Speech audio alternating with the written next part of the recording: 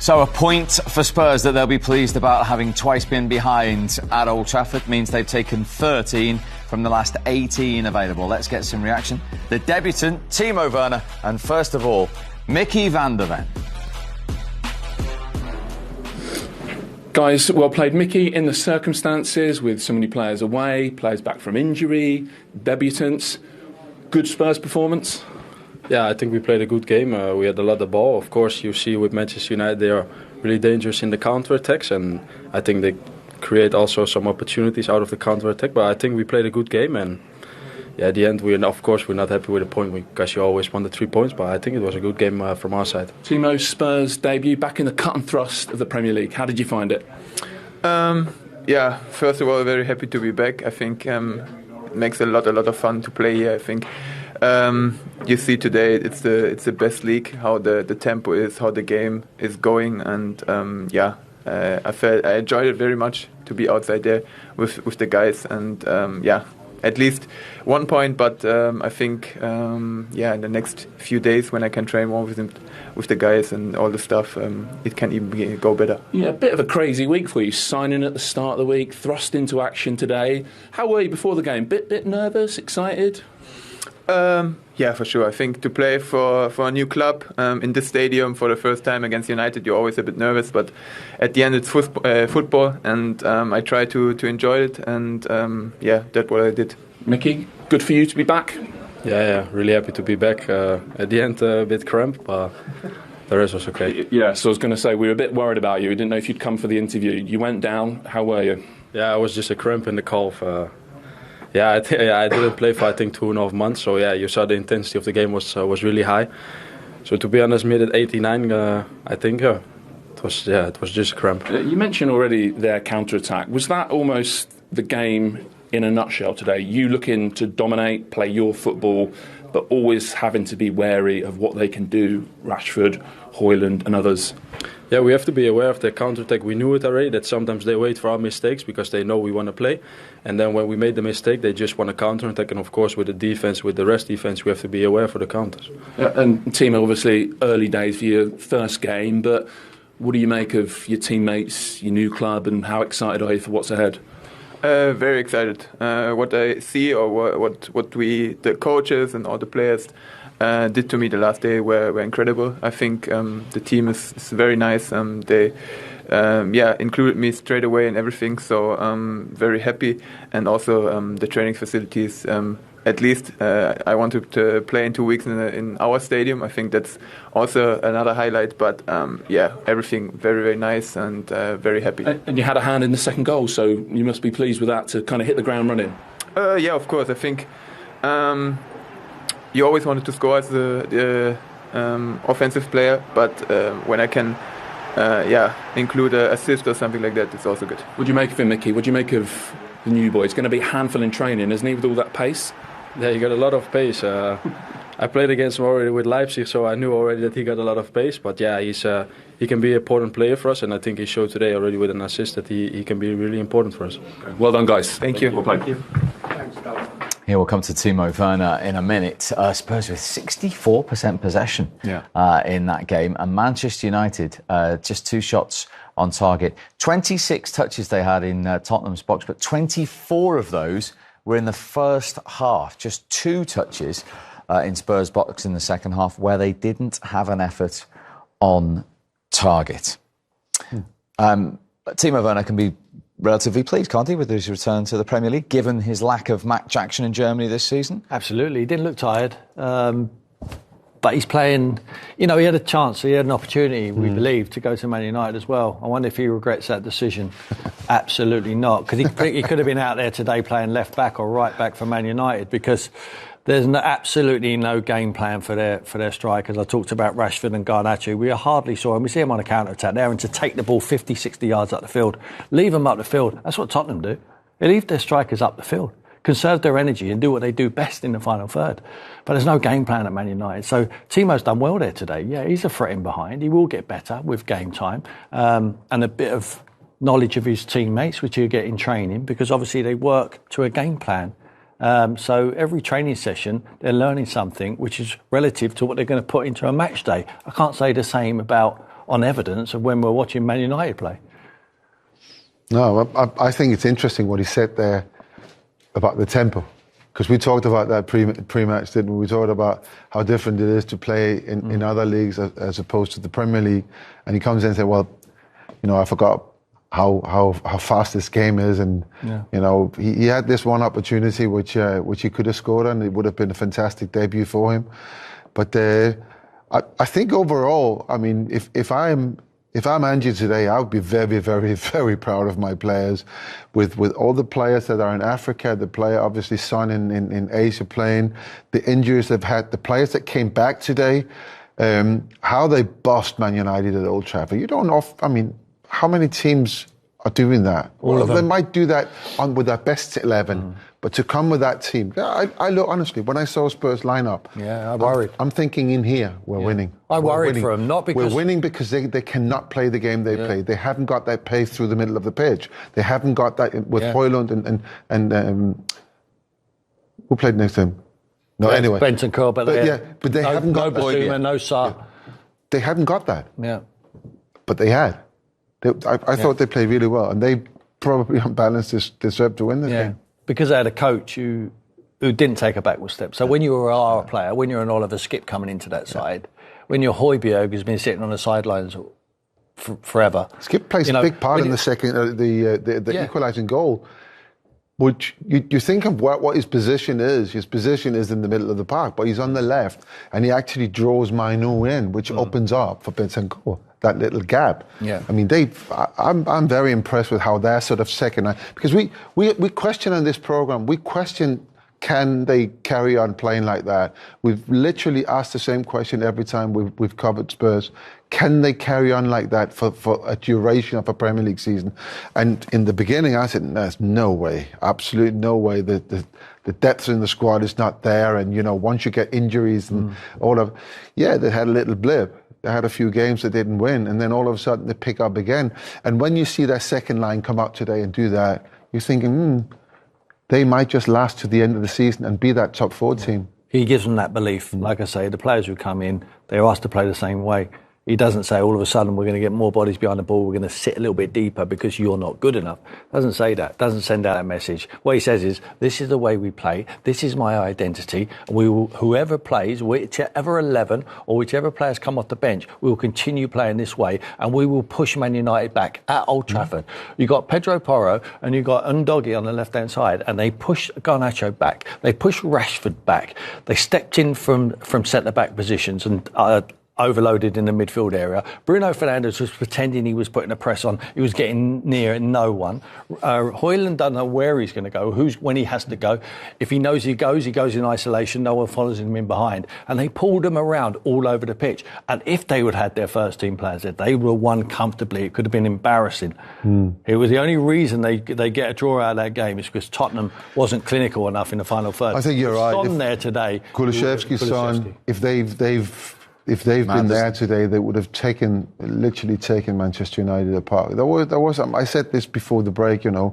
It felt like everyone were out there for themselves for United. I'm trying to win this game. I want to be the hero. I'm going to put that pass in, or I'm going to dribble. Have they got a choice though, Pete? There's no other plan. They do it on their own, or they don't do it. I mean, there's no triangles, there's no patterns, there's nothing what looks like it's been worked on a training pitch. So all of a sudden, it has to be the individual. We know they've got individuals. It has to be that. You look at the games what they've won this season. It's from a bit of genius, from an overhead kick from Garnacho, or a worldie from Darlow at Sheffield United. It is moments. It's nothing to do with their cohesion and their fluidity about their team play, because they have none. And I think it really is. I mean, we're at a point now. You got new people coming in. They're going to have a look around for a bit and to see what's what, see who they want to keep, where they need to replace, how they need to restructure. But I think on the pitch as well, they need to start finding an identity. So this is what we want to be, and then start teaching the kids or the players that. Yeah. Okay. You both mentioned how impressed you were with Oliver Skip. As if by magic, we can talk live to him at Old Trafford after that 2-2 draw. Good to see you. Thanks for joining us. And having been twice behind at a place like that, I guess that's a really good point for your team. Yeah, I think it was a game where I think we controlled a lot of it, but we always knew they were going to be a threat on transition, and I think their first 2 goals came through that. But I think we stuck to the game plan and kept belief in what we were doing, and gradually as the game wore on, we became more and more dominant. And how satisfying is it to have over 64% possession at a place like that? Is that what it was? Yeah, no. It felt like more. No, it's always something that we're good at, especially under this manager. We find pockets and we can play through the midfield, and I think we did that really well today. And perhaps on another day we get that final pass slightly better and create more from the good positions we had. Oliver, be honest, what's the atmosphere in the dressing room? Are you disappointed you didn't win this game? Yeah, I think we've gone into every game this season with the thought that we should be winning this, and I think that mentality has got us a long way. But yeah, I think we're proud of our performance, but we know we perhaps could have got 3 points out of it. Ollie, is there any restrictions in you as a midfield player from Ange? Does he tell you just to go and express yourself every time you play? Not only you, but to all of your players? Yeah, I think we have a real freedom. I think you see players popping up in all sorts of positions. You'll see our fullbacks in areas where you don't often see. So yeah, it gives us a real licence to go out there and to really get on the ball and to try and make things happen. And I think we had a nice balance today. And I thought the other 2 midfielders alongside me were really good as well. The patterns, what we see on a game day like we saw today, do you repeat them constantly throughout the week? Yeah, we do a lot of work in small areas. So I think when it comes to the big pitch, we've done a lot of work in tighter areas, so it makes us feel like we've got even more space, if that makes sense. So we do a lot of possessions and a lot of playing out drills, and I think you see that today in the patterns that you see. We have players popping up everywhere, like I mentioned. Yeah, and talking to that, you did that very early on into the start of the second half. You had a hand in that equaliser just 54 seconds into the second half. I mean, what a perfect start this was.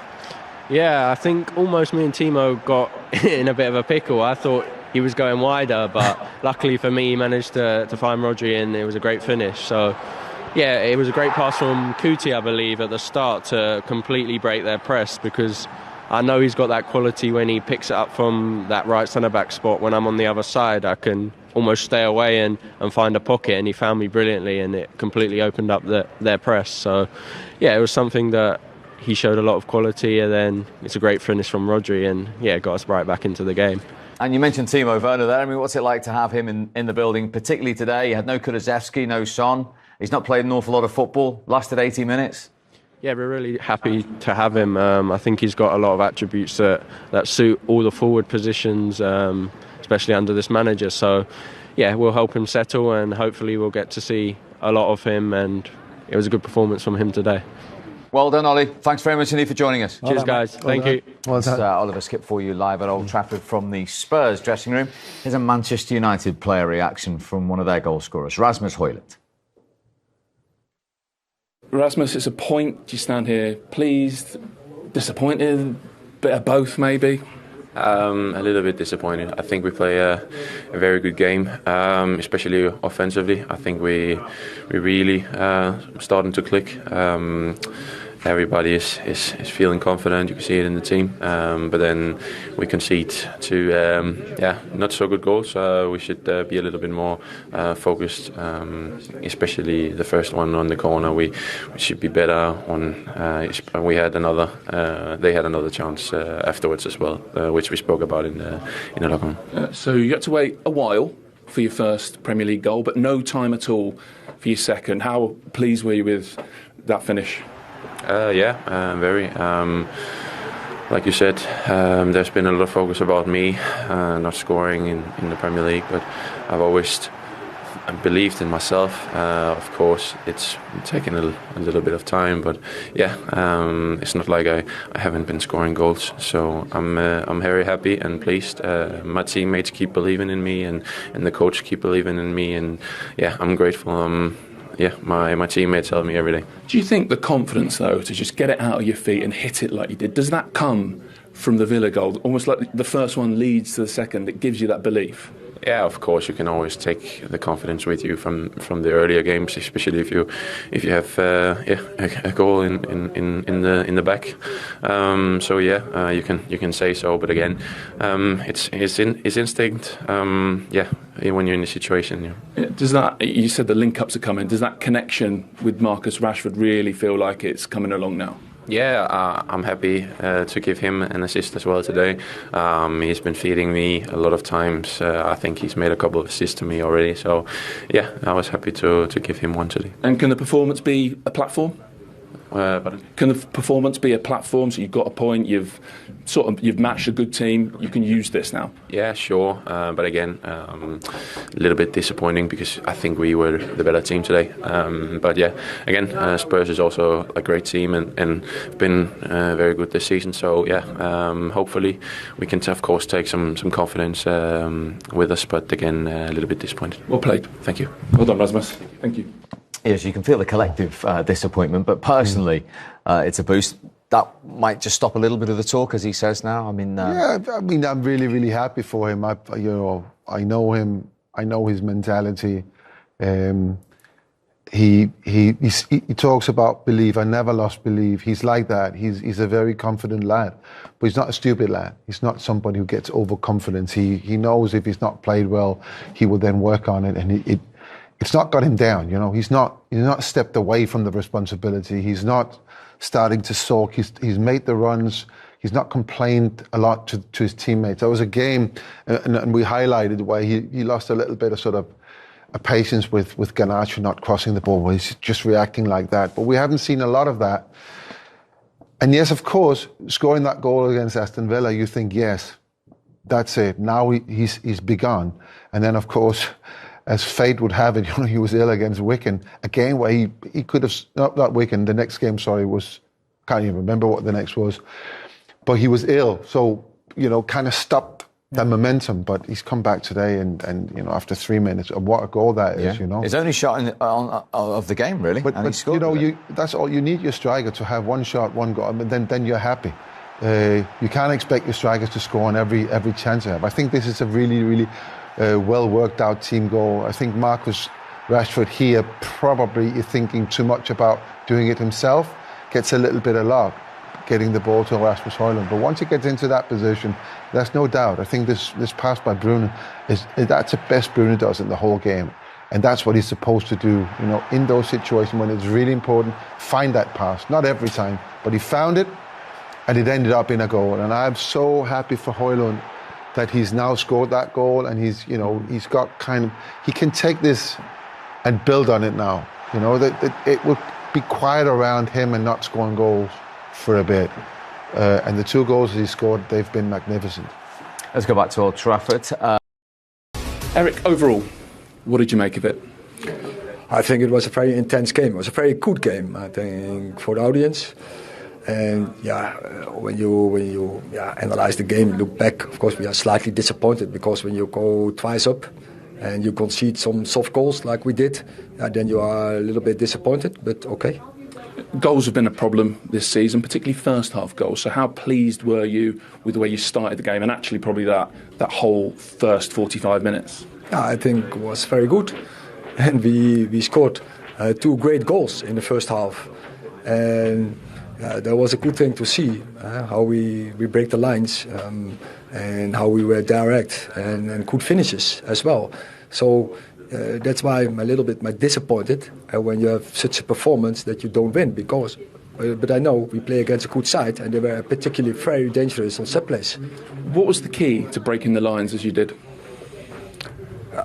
They, first of all, to defend as a team, be compact, and then attack their fullbacks, and switch of play in general in possession, because that will break their lines, and from there on you create the chances. And in Rasmus Højlund and Marcus Rashford, have you got 2 players now who are starting to look much more confident and are working well as a partnership? Yeah, I think you see it's growing, and then add that with the game of Alejandro Garnacho, I think then we have a front 3 what's a threat for every opponent. You mentioned soft goals conceded. what particularly disappointed you about the goals that Tottenham scored? Now, the first is the corner, and we get 2 warnings, I think. And the second was already, the ball on the crossbar was already after 1-1. But there was already a ball on the byline, saved by Diogo. But we have to be more man in such situations. You have to go up, more physical, head the ball away. That shouldn't happen. And the second, there was a typical one. We know the quick releases, and then we allow them a diagonal pass, and then with one diagonal pass they break our whole team, and that can't happen.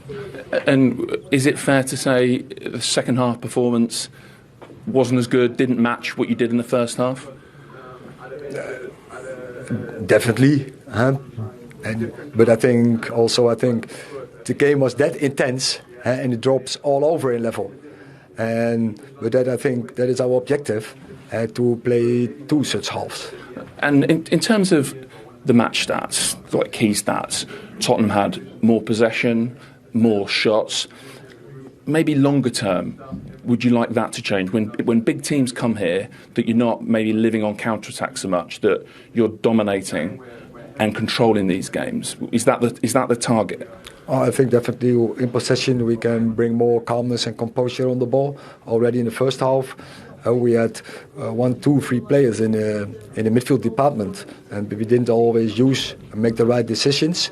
But they give so much space away. It's also very challenging to them pass the ball in the midfield if the ball is in the back of the defending line when there's so much space, and we have so much speed and directness up front there. So is it not so much them controlling the game, like you? The counter-attack is a big part of what you do. You want to be playing on transitions. You want them to have it and win it and attack.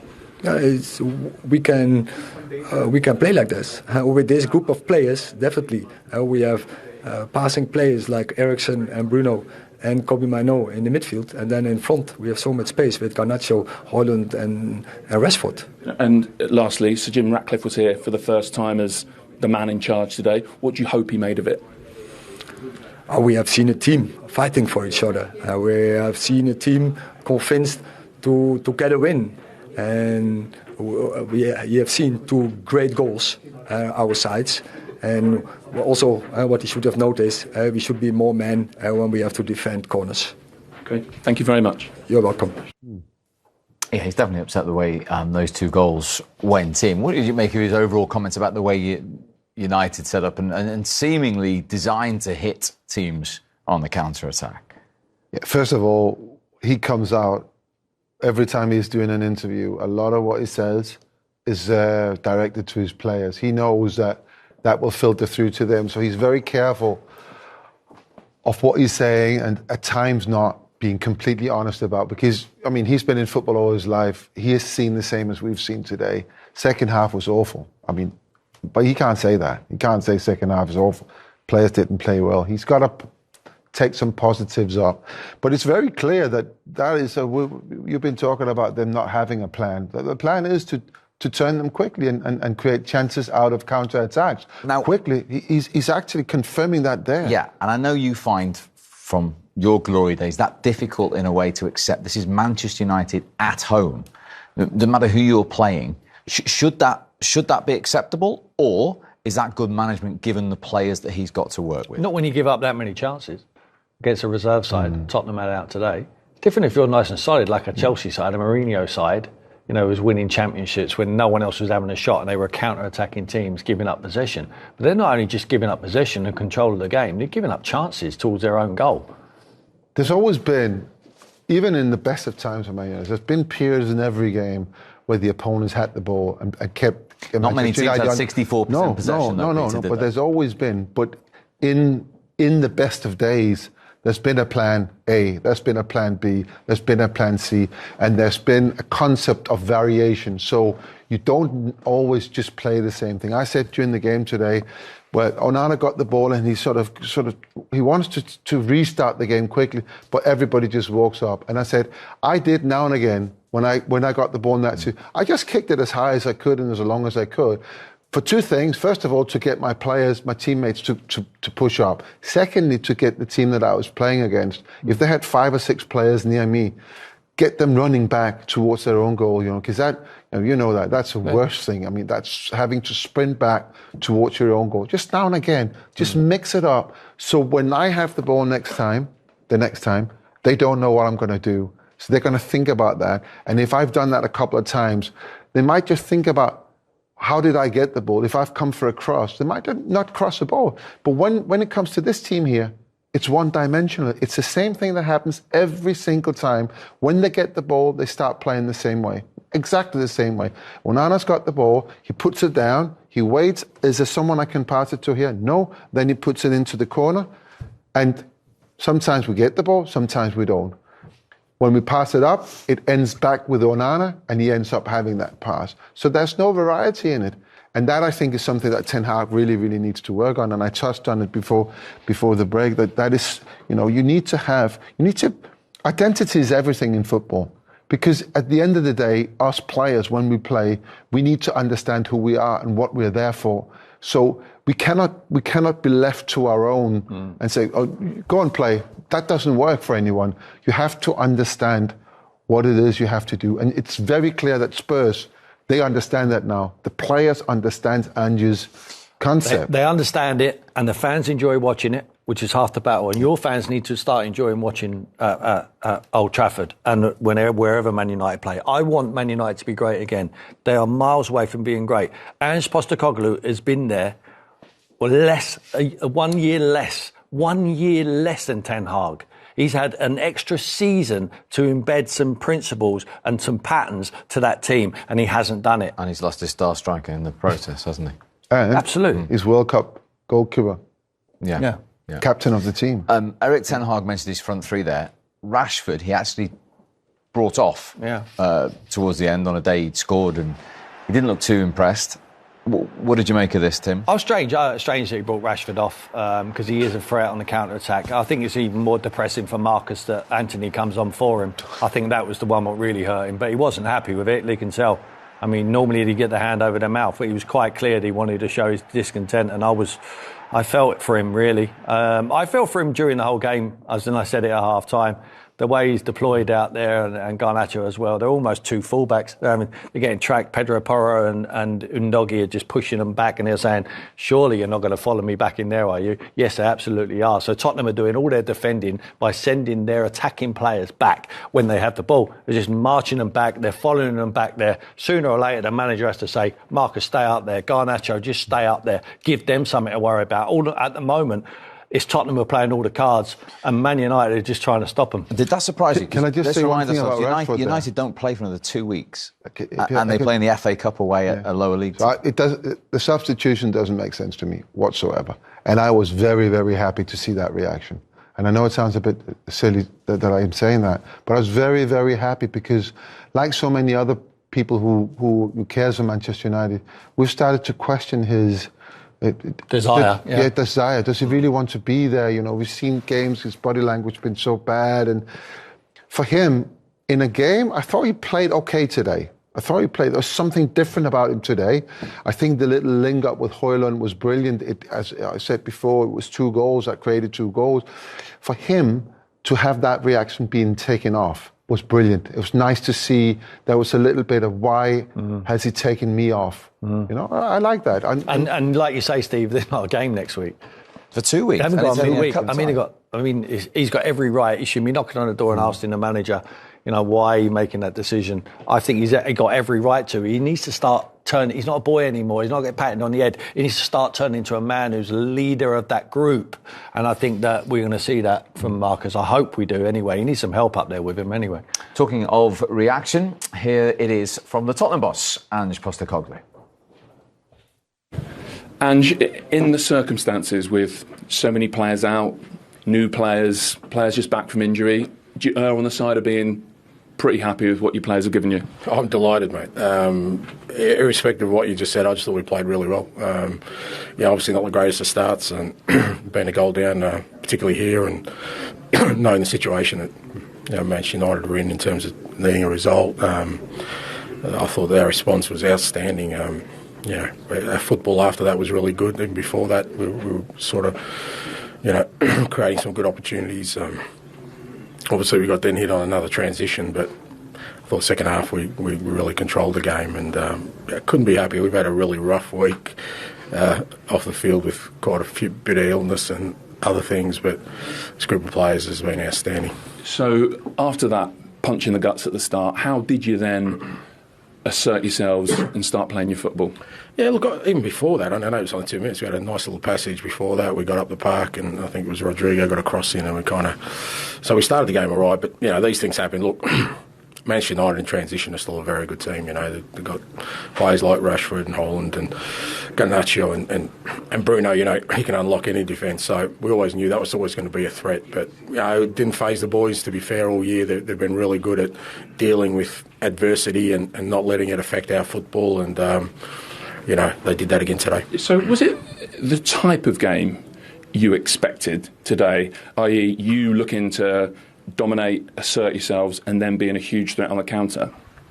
Well, you don't know. I mean, I think that's where their strengths lie, absolutely, and that's where our strengths lie. We want to try and dominate the game and sort of play the game in their half, but also knowing that when you do that, if you make a mistake, give the ball away, there's always that threat. But again, Romero, Van der Ven haven't played for ages, and I thought both fullbacks who had tough jobs did a really good job, and even Pierre, coming in today, and sort of was really important that role he played in front of the back four. So, when you're looking to dominate and play your football, how do you need to control their counter-attack? I mean, we all know you were never going to come here and park the bus and sit on the edge of the box and counter-attack. So, how then do you deal with their threat? Well, you're aware of it, but you're never going to totally deal with it. This foolproof system that everyone is seeking does not exist. Everyone knows that you go into a game of football, there's going to be opportunities for the opposition, irrespective of who you're playing. And like I said, I thought for the most part we dealt with it really well. I can't really remember Vic making too many saves.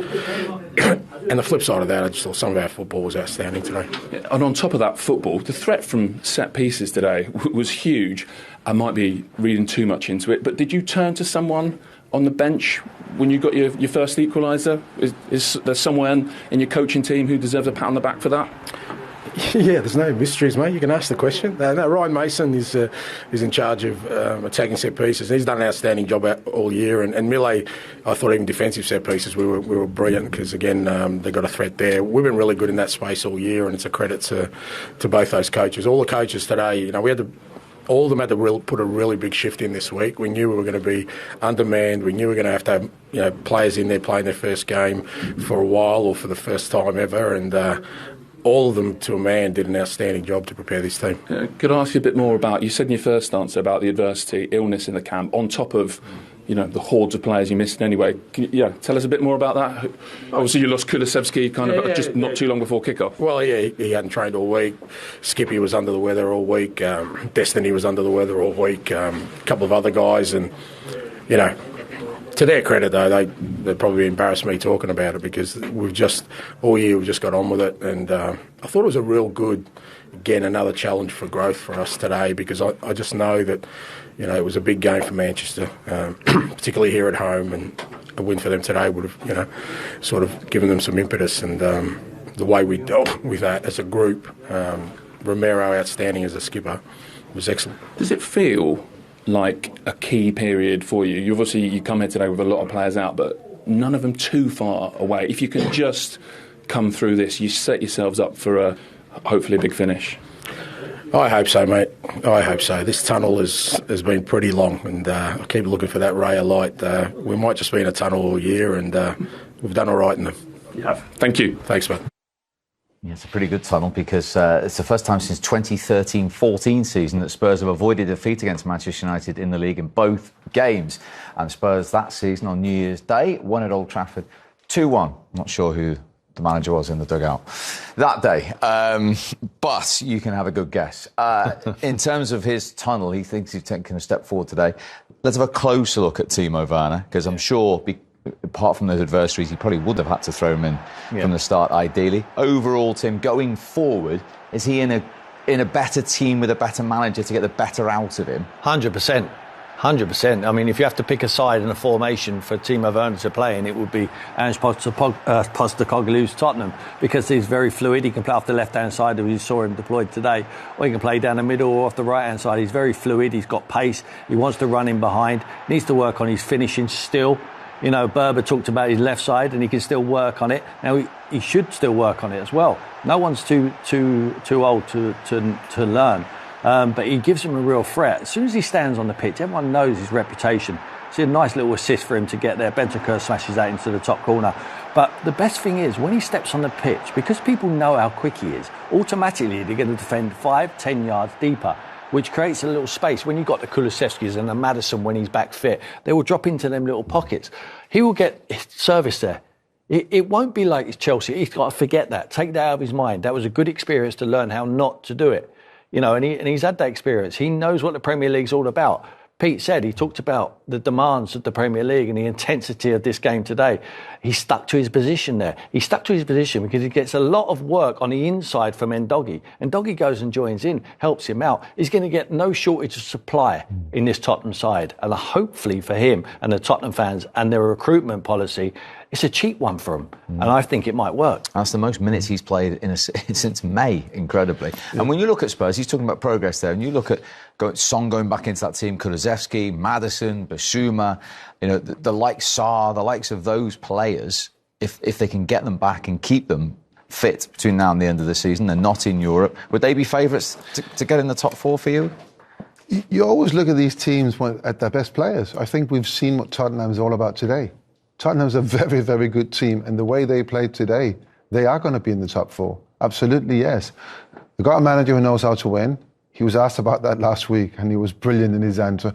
You know, he was asked about what would feel like winning a trophy. He said, "I've got trophies, mate. I have won them already." So he knows how to win. Just a treble in Scotland. That Welsh accent. Well, with a bit of Dane mixed in. Oh, yeah. Well, you know, he knows how to win, and.